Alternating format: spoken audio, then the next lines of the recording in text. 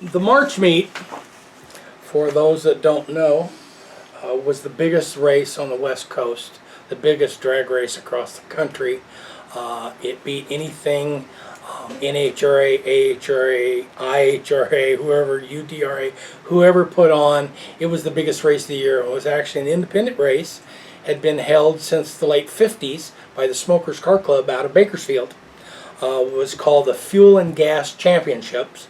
Later referred to as the March meet because it was held every year in March.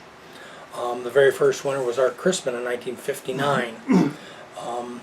So I guarantee you could ask a lot of people who won the Winter Nationals, well, except Roland, who won the Winter Nationals in 65 or 66, or even 67 or 8, and they may remember. You can ask them who won the March meet, and everybody remembers all of it because it was fantastic. From all across the country, dragsters showed up. And in 65 and 66, they had a 64-car top fuel show with well over 100 cars trying to get in the show. Right. Now, that's amazing if you think about that many cars showing up for one race. Right. Just truly amazing.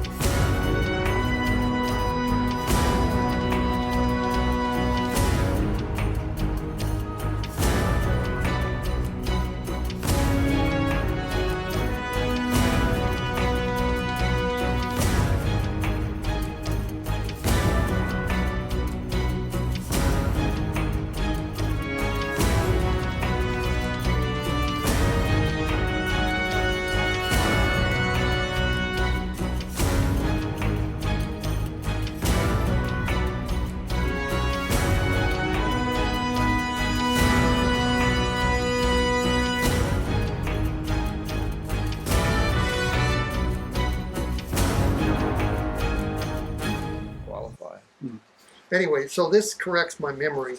I was thinking that Warren Coburn ran a 740 in the first round, and they qualified at 740. So anyway, our 741 is the second quickest time that's been run at the event, and a very quick time.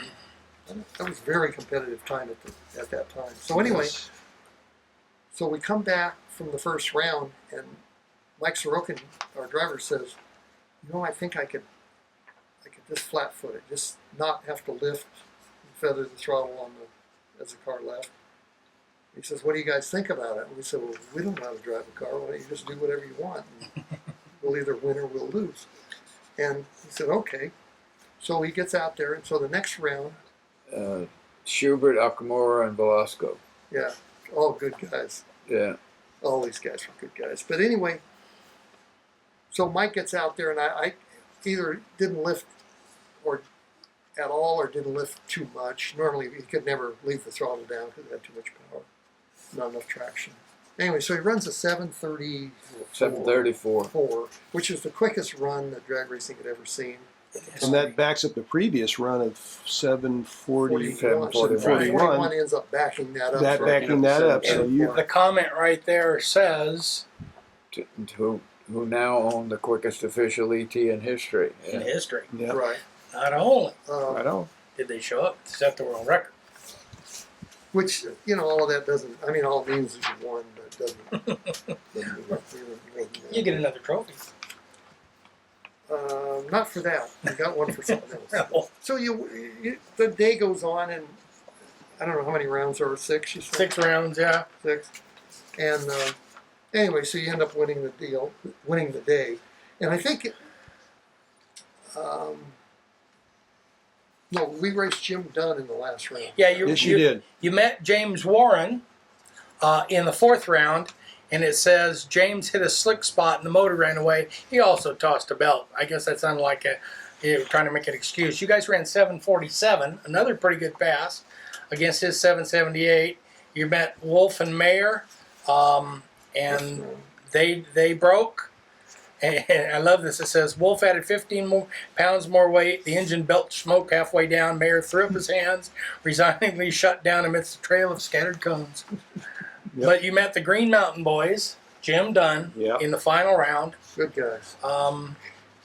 And it says, the surfers drew the bad lane, 780, their best ET on this side.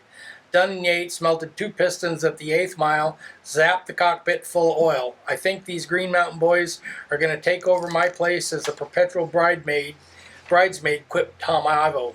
Surfers won $1,000 plus $300 for low ET.